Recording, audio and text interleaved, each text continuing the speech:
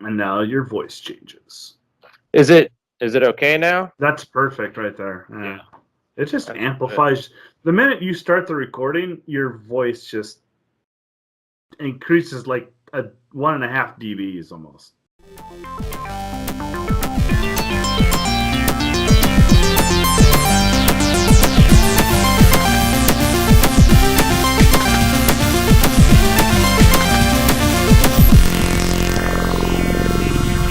What's up, everybody? That was the worst. Like, what's up? It is craziness. Ride a cowboy! It's craziness, and when we're recording this, it's only Monday. It's only Monday. Everybody take a deep breath. It's Comically Gaming 141. I guess by the time we publish this, it'll be Wednesday. But yeah, maybe things will get better. By the time you hear this, you'll be well into the week. Whether you want to jump off the bridge or not, you have Comically Gaming to talk you off of the ledge. Or just drive around the country and throat punch people. I mean, that's always an option. Would be pretty cool. That would be pretty cool. I'd be into it. What was your week like, Jeff? Outside of the craziness, Tell me what's happening. Of not being able to go home because of an open house and selling the house. I don't know what it's been a blur. So Saturday was crazy, but I spent almost, I think, all day Sunday playing Mortal Kombat 11 for some reason. That's awesome. That is all. It was crazy because I was just like, usually I don't play games early in the morning, but I lift my chair here because it likes to fall on me. Stupid thing. This is a great episode. But no, I bought Mortal Kombat 11. I let my 6-year-old play it. Right? Yeah, you mentioned that. It's pretty gruesome. It was brutal, yeah. And I don't know, dude. I mean, it's not. I played 10, but I don't know. 10 just was more the same as it felt.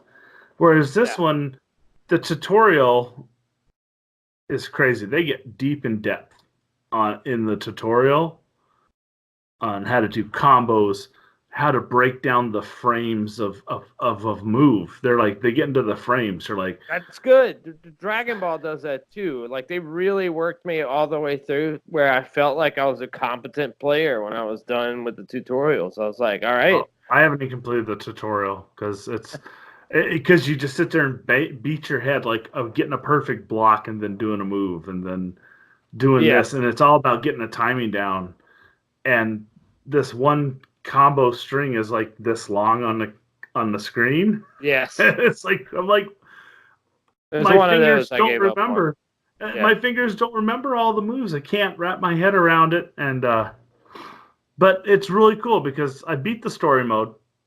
The story's pretty short, but it was actually a really good story. Oh, you beat the story mode, all right. Yeah, story. And the story is just, it's like a movie, and then you do fights in the movie. And so you get to choose sometimes between two characters, and it goes back to the lore of who's who and how they've redeemed themselves. And it was a pretty interesting story. It was a good story. And then you can do the towers, and there's two different types of towers. You can do Towers of Time, where the Towers of Time is where you can do towers to unlock really cool rewards. Wait, like old Mortal Kombat towers? They look like the old Mortal Kombat towers, but you can unlock them. There's a tutorial to get through to unlock it. It tells you basically how you fight through this thing. And then there's classic towers that are like the old Mortal Kombat towers, where you fight through like 5 and then 8 warriors. And there's one that's like an infinite number of warriors. It's survival. The Survivor. See how many you can go through on just your life, one life bar. Jeez. And when you do it, when you beat the towers with different characters, you get to unlock their endings and see their endings. And then all the coin, the cron as they call it, that you get, and all the other stuff that you get from completing fights and matches, you go and explore the Shang Tsung's island. Oh wow, And so it's like an RPG.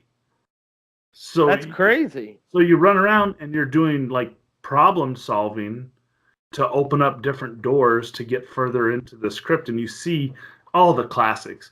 You know, the classic screen from the original Mortal Kombat that had the statues of all the fighters, and then Yeah, the throne behind it. You you're have kind of that selling scene. me on this game right now. The bridge where the first time you knock somebody into the pits, you could kill them. Yes. Right? You try and cross that bridge, and you see another bridge in the background of people fighting, and you just explore. I went down to Goro's lair, and then his dining hall from the. It was a lot from the movie, Yeah, and it was crazy. I was that like, is nuts. so it's like this. It's actually this huge game that if you get bored with something, you can go do something else. That's awesome. But Yeah, the I'd crypt, totally try that. and in the crypt, there's chests and there's souls, and you use money to open up chests, and you use soul stones to open up these. You use hearts to open up these, and you get items that help you through the whole exploration. So it's a puzzle, and it's like an RPG, and it's just I was like, wow, I That's did not crazy. expect it. So I was pleasantly surprised at how well they did Mortal Kombat 11. Yeah, And that's awesome. they have Noob Saibot as a playable character now. You don't have to unlock him, and you know who that is, right? Yes. Noob Saibot, yeah. Yeah. Tobias and Boone spell backwards. Yes. Yeah.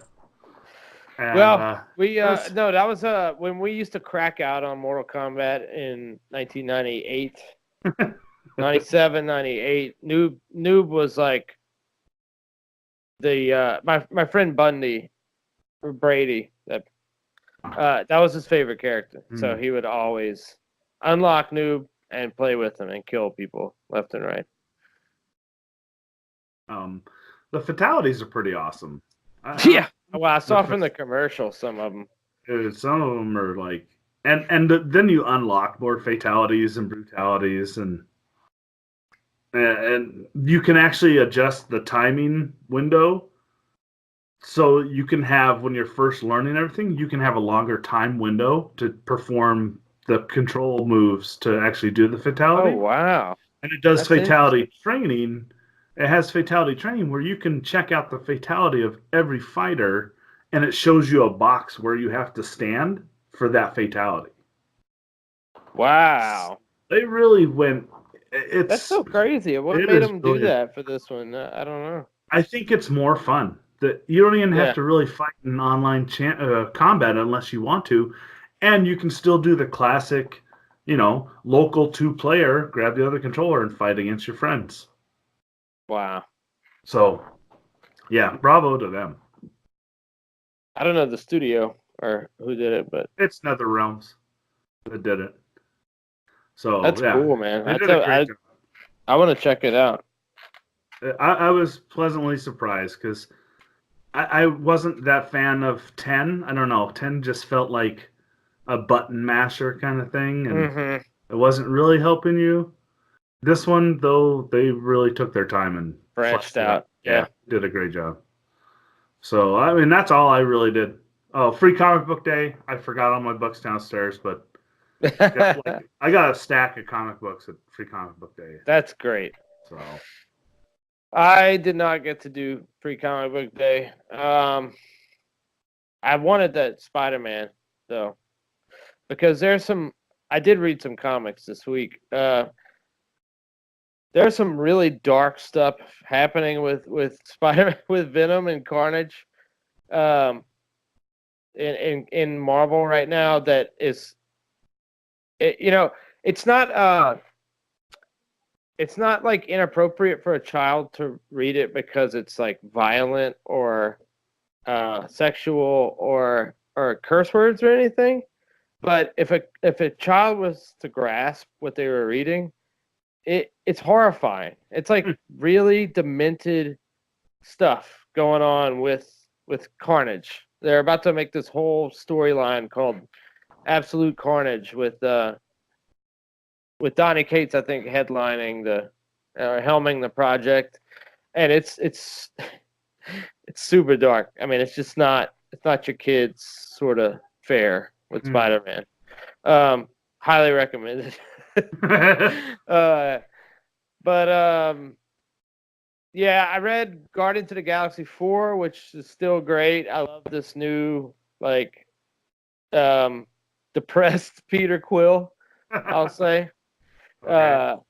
Yeah, he's great. I love how pissed off he's drunk all the time. He's sad, you know. He misses his old team, I think, and he doesn't realize why. Rocket's missing. Gamora is she killed him. Yeah. It's convoluted and weird. Groot is sort of the captain, like they had a mutiny, and Groot took over the ship and is now helming the ship while Quill is drinking in his room. It's good stuff though, man. Donny Cates again, awesome. War of the Realms is happening. I still am not crazy about the actual War of the Realms series itself, but Jason Aaron on Thor is wrapping up his Thor run, which has been a long time. Yeah. When he writes inside the Thor title, it's so much better than any tentpole projects he does. He did like a full-on story on Loki, basically visiting. I'm using an analogy here. It wasn't Ghosts of Christmas Past, but it was like different versions of himself that he was visiting as he was dying. Yeah, it's good. It's really good. The Thor series is good right now. In terms of video games, I haven't done much. My wife beat Overcooked 2, so that's 2 games in I think a month now that she's beat, a month and a half maybe. Wow. She flew through the second one here, killed it, just murdered it. I was like, it's the same game mechanics. It's the same game mechanics. It is, but what they did though this time, well, and she criticized it for this reason. And I was like, wait, did you just criticize the game for being too easy? And she's like, well, she's like, in the first one, they require you to get these number of stars before you can move on to the next one. They don't do that in the second one. Like, if you complete at least one, I think you're good. They open up the next stage, and she just, it's just too easy. So I was like, well, they have DLC that you can get, so you can max it out. So she's gonna jump into the DLC, and then last but not least, I had the Cloisters over. Nate and Amy came. The Labyrinth Lifers arrived in New Orleans. I had them over 2 days. Last night we watched Game of Thrones together. And a very unexpected treat at the end of the night. Randomly going through my Sling TV on the Comet channel, we found Ghoulies 2 and watched that. And it was fantastic. Oh my god. It was so great. If anybody I gotta see what year this is from. Ghoulies 87? I think it is 87. Yes, you are correct. It's 87. Oh my god! I feel bad because.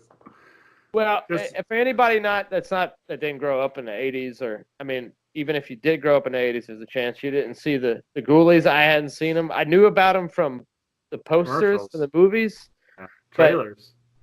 They were like Gremlins, but darker, a little harsher. More gorier. Well, at one point I was afraid to use a toilet when Goonies 1 was showing trailers. I was like, I'm not going to the toilet because there's something in there. I ain't doing that. We watched that scene as it happened, not knowing it was about to happen. And it was fantastic. We were like, this is great. It was so bad. It was just so bad and yet felt so right in so many ways. Because it wasn't CGI and green screens. It was all special effects. But it was horrible. Like just some of the worst plot.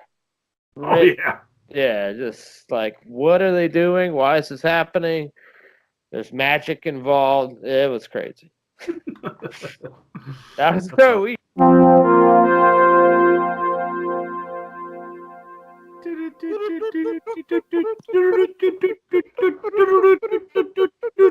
News of the week. It's back. That was very synced up. So back Good. by, we don't know if it's popular demand, but the epicness of Game of Thrones and Endgame have died down a little bit. So we're not gonna just cut short the news. No, there's some it's slow news week, I will say otherwise. It is a slow news week. But that's fine. I think there's a lot of stuff going on in the world that sort of interfered with news of the week. Yeah. And we're still reeling from, I mean, Game of Thrones, Starbucks or. Oh God, dude. That kind of. I guess we'll talk about. I mean, we won't. I'm not gonna bring it up later when we actually talk about the episode, but I don't know why the internet got this fascination because someone accidentally. It happens a lot. Starbucks cup, and it happens so much. They found out it's not a Starbucks cup; it's just an imitation. They sell those, like Whole Foods cups look the same. It's everybody modeled it after Starbucks. It was probably the caterer. It was probably whatever caterer they had for the show, and they're filming it in the winter. So if Amelia Clark wants a goddamn cup of coffee, she's gonna have a goddamn cup of coffee. Yeah, no, I mean, people just don't realize that it happens a lot in Hollywood. That stuff gets left on they can't catch it in the edit. They can't catch it all the time, and I mean, I saw it after I heard about it, and it was a long time that you see it. But I just want to know how many times did someone watch it before they caught it? Because it was an accidental catch. Because I mean, you're supposed to be focusing on Tormund and Jon Snow, and well, we don't want to get into spoilers. But I mean, I don't know, dude. Yeah. It's just like it happens. It is what it is. It's the internet's responsibility to freak out about every single little thing. I mean, if you wanted to nitpick, there's so many times in movies that I've seen filmed that I could pick out and say, well, that's wrong. I was like, American Airlines, you can see a plane landing during the attack of Pearl Harbor in the movie Pearl Harbor. In the background, you see American Airlines landing at Honolulu Airport. So perfect example. So you want to roll into this news? Happens, So number 4, I don't know if you heard this, Jeff. Did you read this at all? I read a little bit of it. Rumors point to in development GTA 6. Yeah. Theoretically for the PS5. Yeah, I was saying next console. Yeah, they feature multiple cities in the storyline, and the only reason I've included this is that everybody's talking about this article. Like, it's not just TechSpot. I saw it at IGN. I saw at least 5-6 different websites running with this story. I think because it's like a semi-confirmed source of a leak from somebody that's an employee, Rockstar India or something. Wow. Your favorite boys there. But I mean, that's the only place to go now. Like they used to use one city as a setting. Well, I take that back. In GTA San Andreas, they had multiple cities, right? You would go. It did. Yep. Yeah. You had Vegas and Los Angeles. And like San Francisco. Yeah. And that beautiful countryside in between, which I loved. I did too. So, I mean, that's why I'm like not too shocked because this isn't the first time that they've done multiple cities. Right. Because in San Andreas, if you wanted to mess with the cops and get your wanted level up and see how hard it can get, if you went to their version of Las Vegas, they had a perfect freeway system. You could just drive around the freeway system and rack it up. And so it's not a new thing. And this was on the PS2. So I guess how soon you forget that this has been done before? That's true. Unless there's more things. Well, the thing is, like, the cities are way more fleshed out now. So you're going to take, like, it started really in GTA 4 where the scope just got out of control and got really massive. So I'm imagining, like, 3 versions of, the New York or the LA that they presented in the last 2 games. Instead of it just being one city that you can go through, it being it times 3. The only thing they can continually do is just get bigger and bigger, Yeah. Well, I mean, what cities should they? It'd be interesting if they threw in a city they hadn't done before. It'd be fun to see. New Orleans, I think, Seattle. is crazy. If you threw Seattle, or I mean, even San Francisco, because if you've ever driven down the streets of San Francisco, yeah, it is an experiment in terror. And when I've driven down, I'm like, you guys pray to God that you never have an ice storm here, because what about Vegas? Vegas, Being from Vegas. no, not. They've done Vegas, but Vegas is bit. pretty. Vegas is pretty cookie cutter though. It's pretty much a city grid. It is a city grid, lock, stock, and barrel, except for the Strip, and then you have a few offshoots that are,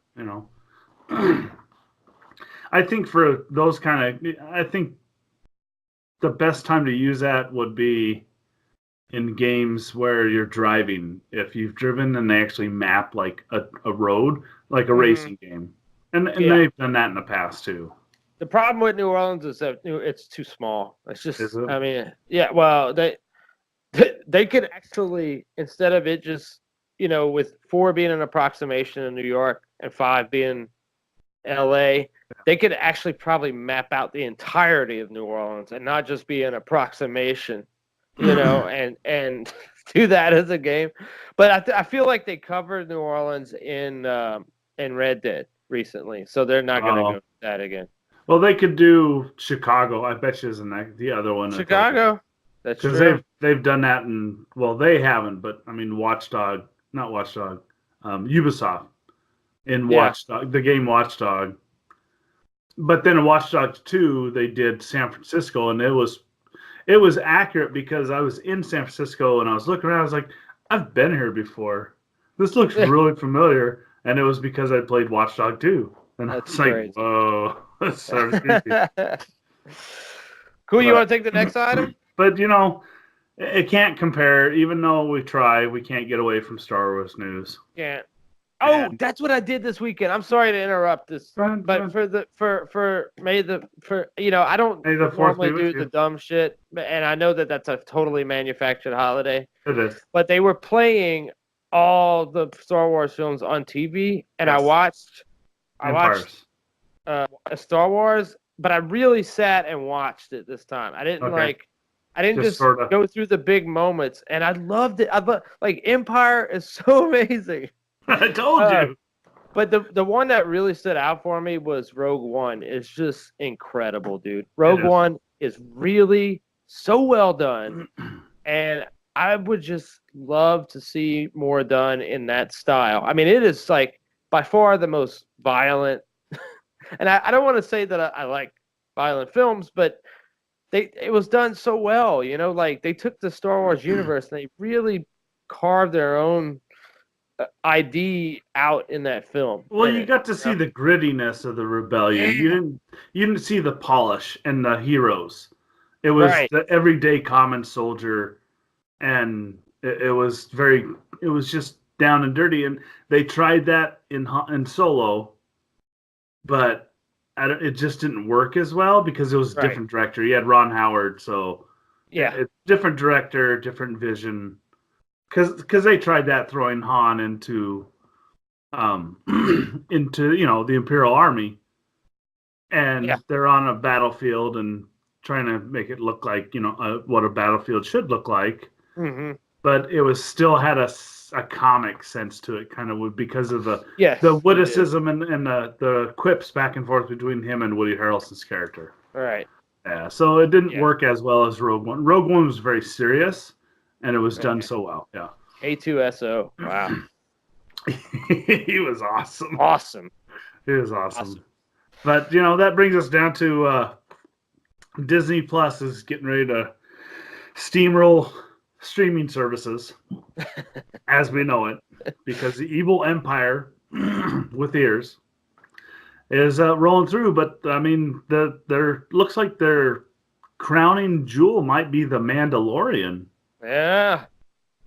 Could be. I don't know. Mandalorians, if you're not familiar with Mandalorians, are actually kind of a martial hierarchy, very warrior race of people from the planet Mandalore. and they've always just been very warrioristic mercenaries, kind of like the Spartans of Star Wars. Mm-hmm. And so this is interesting reading this article talking about the Mandalorian, is that they're not using green screen and a lot of CGI. It's very down to earth, no like dolly cams and steady cams or anything. It's all handheld cameras, shots to give you that more grittiness of war, like sort of like Spielberg. I think it's a nod to Spielberg and some of the great war movies where they shoot handy cam so it's shaky, so you get that feel of always rushing and not knowing what's around you. What's interesting is Werner Herzog is who talked in this article about it, and he's normally a filmmaker. He's gonna play a character in this series. He has not ever watched any of the Star Wars films. Wow. He doesn't know much about it. He knows that the fan base is rabid, and he basically says, like, don't screw with these people because they'll jump on you. But he's like, this is some primetime filmmaking in this. Like, it's not your typical TV show, basically, is what he said. And coming from a guy that's known for high-level filmmaking, that is some very comforting and curious words. I mean, I didn't expect that. I thought Disney Plus just might mail it in so it's good enough for the fans to enjoy. But they look like they are really going in the right direction with it. We'll see. I think how we talked about last week when we're in a golden age of video games. I think we're getting into kind of another age of just cinema and entertainment all around from the writers, because all the writers that are writing now have grown up watching Star Wars and some sci-fi as it gets better and better, and storytelling as it gets better and better, and visually it gets better. And I think that's what we're seeing, is we're starting to see all those writers have been in the trenches, and now they're coming into their own, and they're given more of a free license to do your dream project, so to speak. And we're seeing phenomenal writing from Endgame to Game of Thrones final season, and even Rogue One. You sort of see glimpses of it, but I mean, I think that's what we're at. Yeah. At this point, it's almost enough that maybe I'll consider getting Disney Plus, unless I know people that can just get it other ways and just watch it somehow else. Dude, they got me, and I was dead set against it, and they totally got me. I don't know. It's too early to tell, because it's not scheduled to release until like November, around Thanksgiving. I want to see what Tom Hiddleston has to do as Loki. So and this, and I didn't think I would be there, but they got me, man. It's that writing, and they're giving the fans what they want, and they got the money to pay the writers. They do. That might be it too. That might be it too. And they can take chances. I feel like I don't know. We'll see. I mean, the jury is out until it drops, and I'll be very cautionary until I actually get some rewards back from it. But yeah. The internet's a brutal place. The internet, it truly is a brutal place. I mean, you saw how people jumped on the coffee cup in Game of Thrones. We didn't even put on our docket about the thing that I forgot about, because it was so horrible that it probably made Ghoulies 2 look like a gem. Is that Sonic the Hedgehog trailer? Oh my God, we should have talked. Well, let's talk about it. We can't talk about it because. Oh my God, dude! What? He has human teeth. Wait, what? That whole trailer was just full of no. Yeah, we need a bad movie like this, though. We needed something. We haven't had something that everybody can rally behind as like the awful thing and point at it in a long time. Well, because even the cartoons were pretty bad. You watch them in the 90s, and I've seen some because my son would watch them, and he loves Sonic the Hedgehog. Yeah. Never played the game, but he loves the character. Right. And I mean, watching the old cartoons, like they had John Malkovich as the voice of one of the bad guys. What? I was like, damn. But That's kind of crazy. that trailer, I watched it, and my son was all excited. He was watching on my shoulder, and then Jim Carrey playing Dr. Robotnik, and I'm like, no, you're a good actor, and your comedy is awesome, but don't do it, Jim. Don't. I don't know. I don't even know what to say about it, to be honest. The CGI is. What's interesting is their response. Was that real that they really responded? I don't know because you can't believe everything on the internet. But if they respond, it's like, we heard you, we're gonna fix it. How far into post production are they in? Yeah. Aye. Speaking of trailers, though. Speaking of trailers, it was. I'm gonna say this now. We're gonna talk about. They just dropped the new Spider-Man Far From Home trailer. Yep. And even Tom Holland gets on there and says, if you have not watched Endgame, do not watch this trailer. You gotta give him props. That trailer was like, I'm so glad that they released this after Endgame because you would have been, woo. Yeah. I could hear Nate now. I could hear him now if he was only here. But yeah, it was an awesome trailer. It was an awesome trailer. Yeah. The only thing is why does MJ look like the daughter of Vulture from Homecoming? Because they're the same MJ though, right? From Homecoming. Was that MJ from Homecoming? Yeah. Zendaya is the actor. Here's the thing. Spoiler: if you haven't watched Endgame, how is she still in high school 5 years later when they bring Spider-Man and half the Avengers back? I don't know. I mean, how?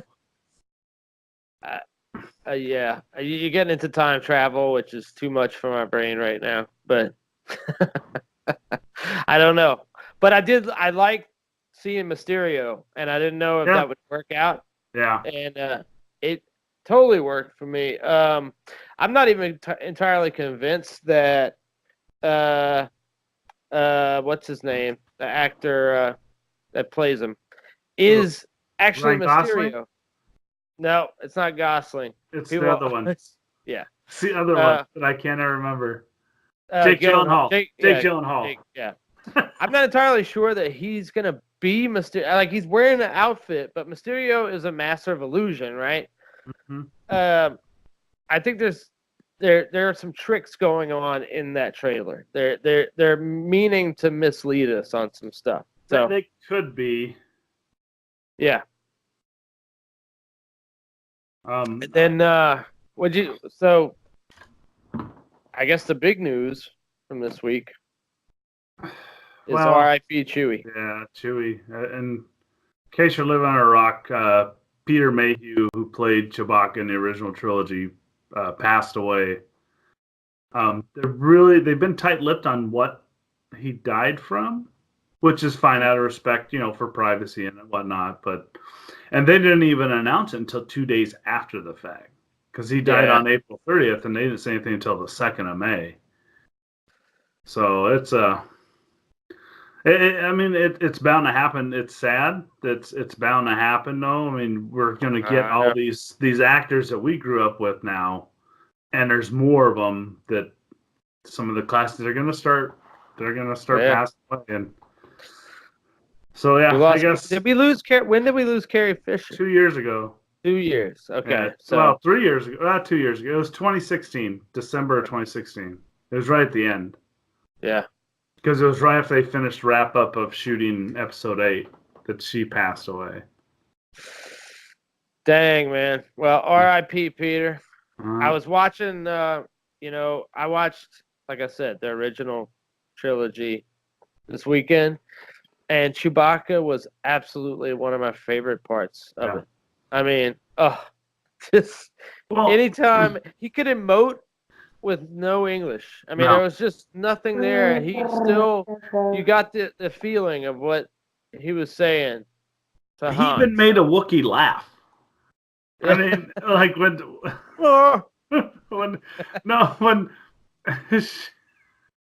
it was in Empire. And Leia calls Han a stuck-up, scruffy-looking nerf herder. Yeah. And then Chewbacca laughs, and it was an awesome laugh because he's like, "Laugh it up, fuzzball." So, and that whole costume, I watched a documentary.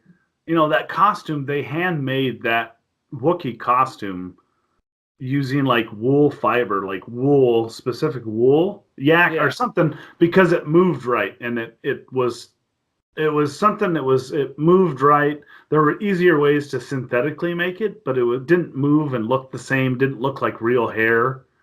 Yeah. And because they tried to recreate it for episode 7, and they tried manufacture it, and they're like, it was too hot or it didn't look right. And so they went back to the original costume designers, like, "What did you do?" And they're like, "We did this." And they're like, "Why?" And they're like, "This is why." And they're like, "Just go watch the movies again. You'll see why." And they're like, "Oh." So, yeah, That's cool. Pretty interesting. I mean, he was 7 too, and he did a lot of he made the noises for Chewbacca. Yeah. So, right. I mean, that's awesome. I didn't know that. Yeah, pioneer in his time. Yeah. R.I.P.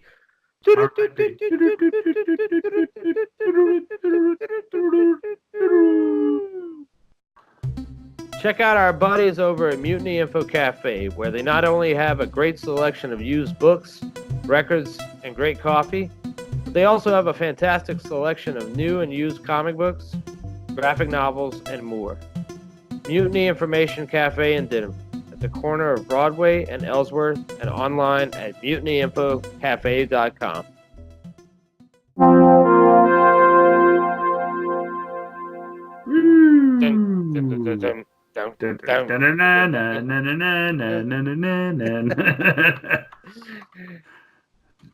The show has no name. It is a show has no name. Episode 4. We're almost at the end. That was, man, there was a lot in that episode. There was a lot. There was so much dialogue and just storytelling. And it Did we address the bad first or the good? What, that it left on a cliffhanger? Well, no, there are some issues I had with it. Oh, yeah? Okay, go for it. What were your issues? By the way, this is full spoilers. Full spoilers. Absolutely, before we go on. And I share in the internet's outrage about Jon Snow not saying goodbye to Ghost. Yeah, he never did. It's ridiculous to me. To me, it's such a glaring mistake. I'll take the Starbucks cup any fucking day of the week. He had that puppy since he was little, right? Yeah. They all grew up with their dogs. Yeah. Every one of the siblings was horrified when they lost their dog. They were kind of a key moment in the episodes. He's sitting there with his ear destroyed. Yeah. Looking at him. Yeah. Like, what's up, dude? What did I just do for you that you are leaving me with the wildlings in the north? Like, what? And not a word. Unless, and then I started thinking, is there something going on here that I don't know about? Like, did they write that in on purpose? Is he actually meeting up with Ghost later? Is Ghost going to follow him? I just started thinking, like, to me, it's so glaring that it feels like maybe we're meant to believe that was short on purpose. I don't know. Maybe, but they never acknowledged. They never had John acknowledge that Ghost was back, though, in the last 2 episodes. It was like all of a sudden he was in a shot, and you're like, hey, there's Ghost, but they never brought attention to it. That's true. Actually, Keith Baker, the guy that created Eberron, mentioned on his Game of Thrones bingo or whatever that how many times is John going to ignore Ghost? So he called it already. I was like, dang, what is that about? I just don't get it. But anyway, I love the episode overall. That was one thing that's. I wonder if, because Ghost is CGI'd in. Right. And I'm wondering if that was part of the script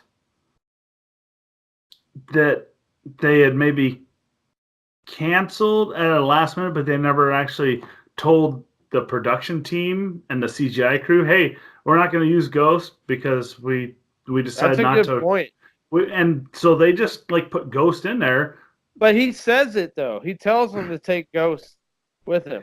He does. I guess maybe they. I don't know. That's hard to tell because it was all filmed beforehand. I mean, maybe he could have been talking about Ghost in third person, and then they CGI'd him in. I don't know. That's a weird thing. I don't know. Is It was a great. It was a really good episode. There's so much going on in there, and it was. I mean, the funeral was really well done. I thought it was a great way to. It was a good way to let you know, without question, who had died and who hadn't. And so that was a good thing because it was so lost and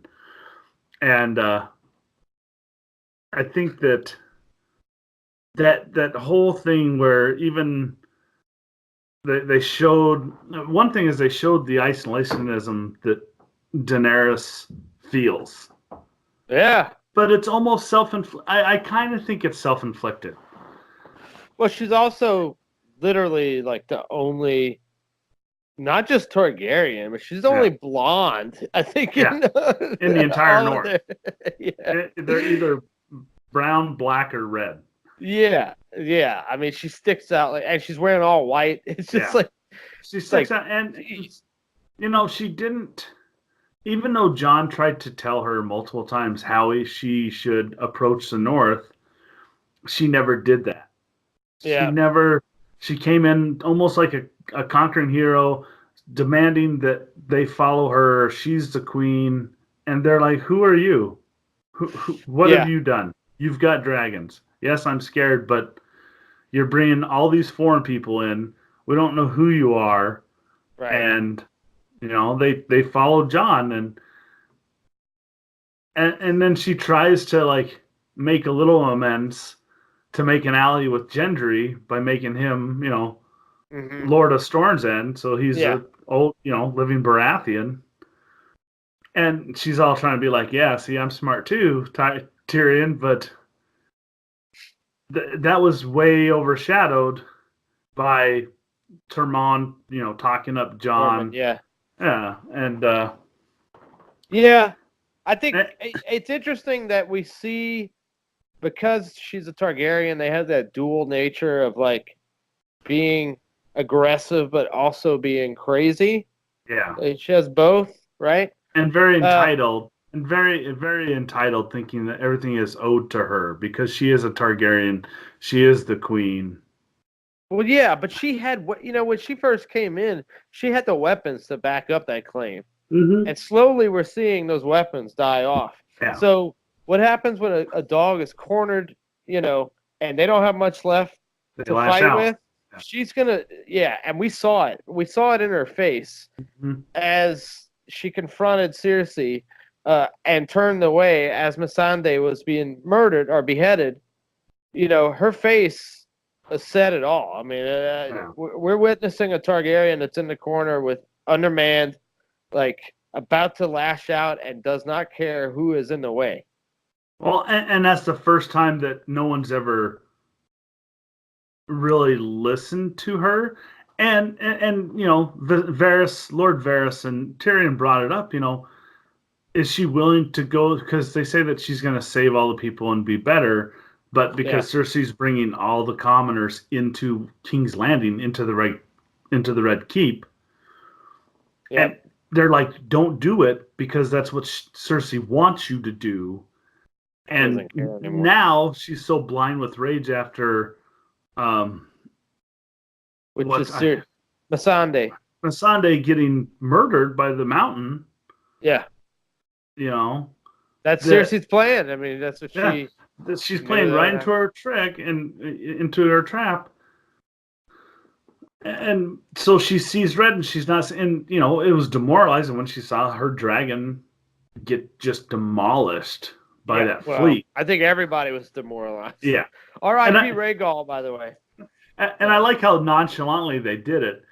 Because she's flying, she's just having a great old time.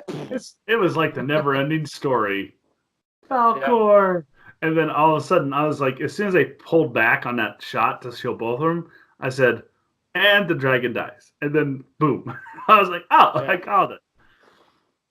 I thought he was okay for a while, but then it got him in the throat, and I was like, he's done.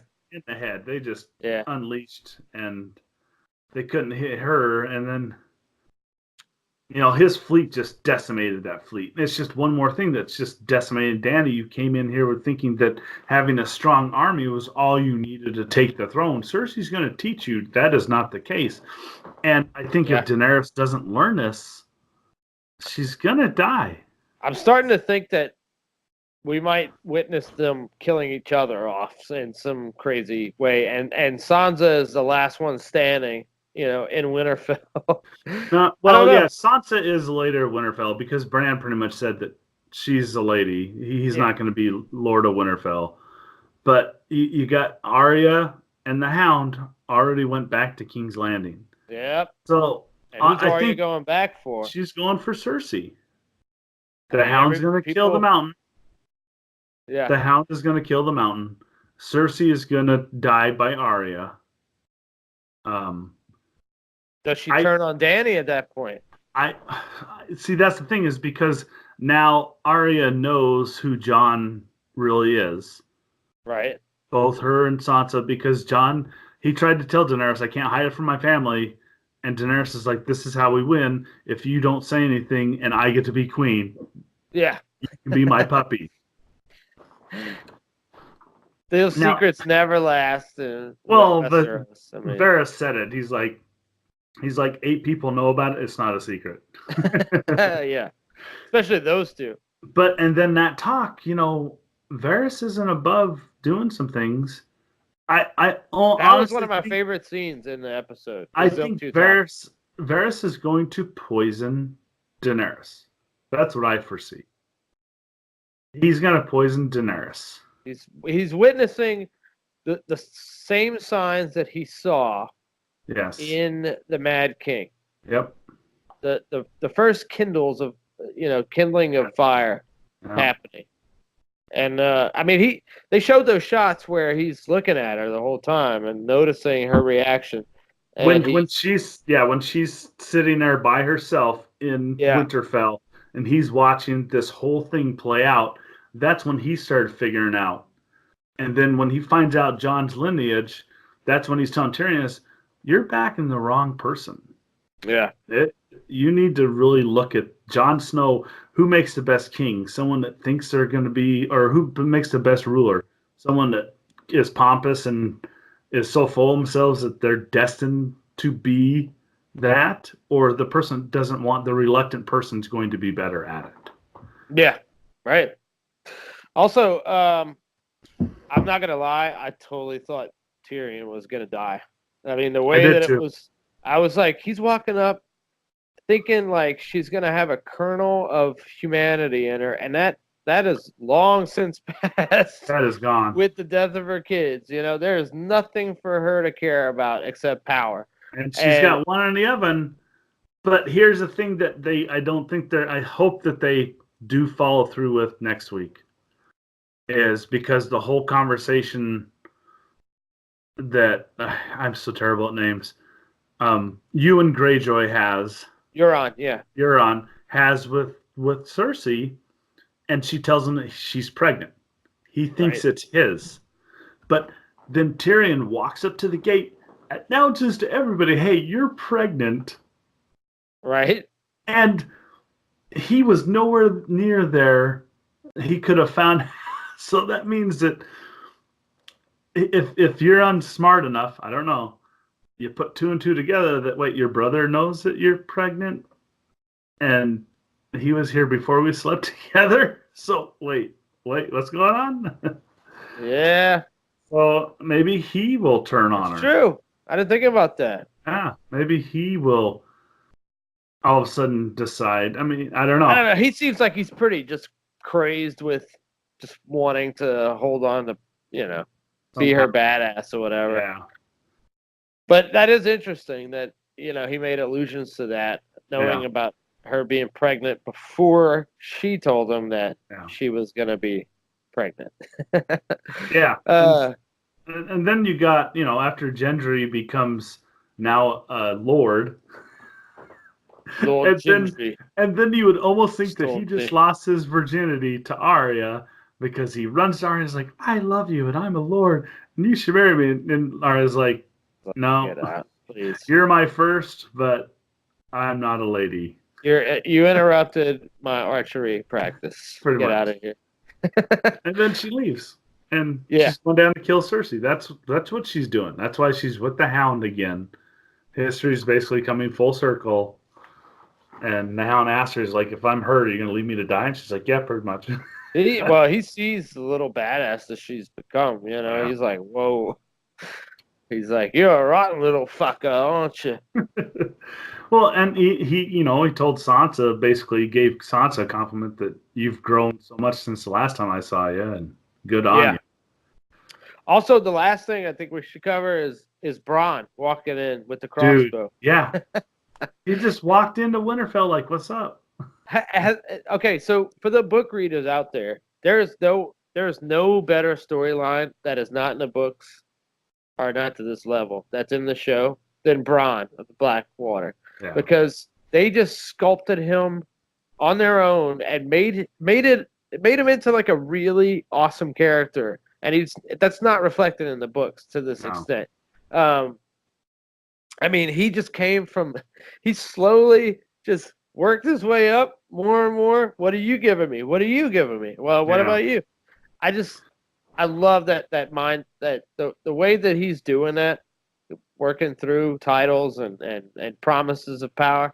I mean, I don't know if he's going to end up with anything, but it's smart to do what he's doing. He's, he catches people when they're weak, in their weakest moments, and gets promises for entitlement and keeps trading those entitlements off. Yes, that's fucking sweet, man. That was a great scene. That was a great scene, and it's just, he does it. He shows that his loyalty is always to who pays him. Even though Tyrion's like, if someone ever comes to kill me, I'll double the price. And he's like, oh, you'll double this? And he's like, yeah, you can have Highgarden. That is insanity too. I mean, that's just out. I mean, but he makes a great point, and this isn't his thought process. I mean, this has been reflected in a few historians and whatnot, but and actually some song lyrics. But you kill a few people, they make you a ruler. You kill a bunch of people, they make you a god. A king, a god. You elevate yourself more and more. And he's like, I'm not doing anything differently than what the heads of your households have done for countless generations. Yeah, your I'm just doing it at the beginning of my family. Yeah, your lineage and line all started out as cutthroats too, and they just clawed their way to the surface. And right. The family starts somewhere. They don't come from nothing.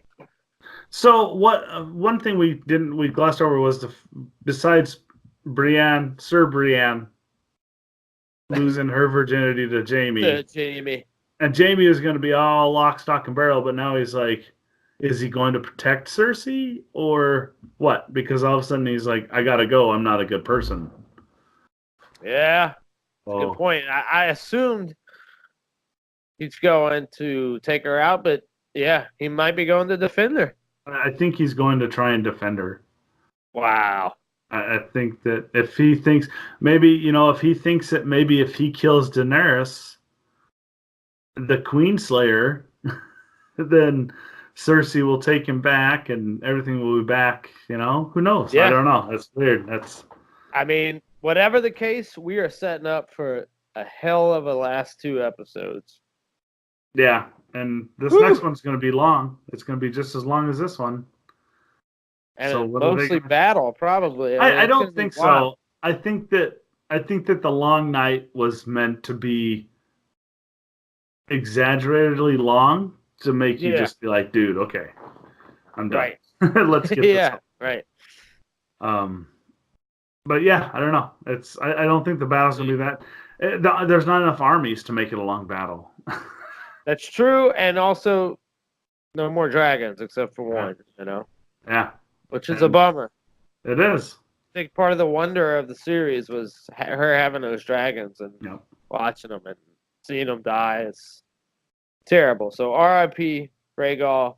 Rhaegar. Yeah. All right. Well, that's it for this episode of A Show Has No Name. Next week will be very interesting.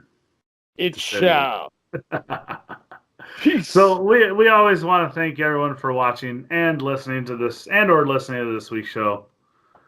And we are we're at a skeleton crew, and we could if y'all want to support us at patreon.com/GCandC, just even kick us $1. It's like alms for the poor at this point. Yeah, please, sir. Please. I can have some more. And then you can follow us on Twitter at GCandC and join our Discord groups. We have a Game of Thrones spoiler channel where we talk about everything that happened in the last episodes. And then you get to see some funny memes. You get to see the coffee cup picture. And then join our Facebook group because there's a lot of stuff that we can't cover on the show. There's just too much content that people have contributed. And it's a lot of good stuff. Except for Willow, the sequel. I don't know about that, but... I don't know, man. I'm going to give it a shot. We'll see. I don't know. If you want to get some merch, who knows where this merch is going to be 5 years from now? Maybe some third world country somewhere. But if you want to grab a show t-shirt, you can get a mug, a hoodie, or just a sticker for your car even. Yeah. Go to the Games, Comics, and Culture store at teespring.com. And last but not least, thank you to Fred Thomas for our opening music and Xee Reiter for our logo. Yeah. Thank you all for joining, everyone. Thanks. This has been episode Comically Gaming 141. Bless you. Until next week. Till next time.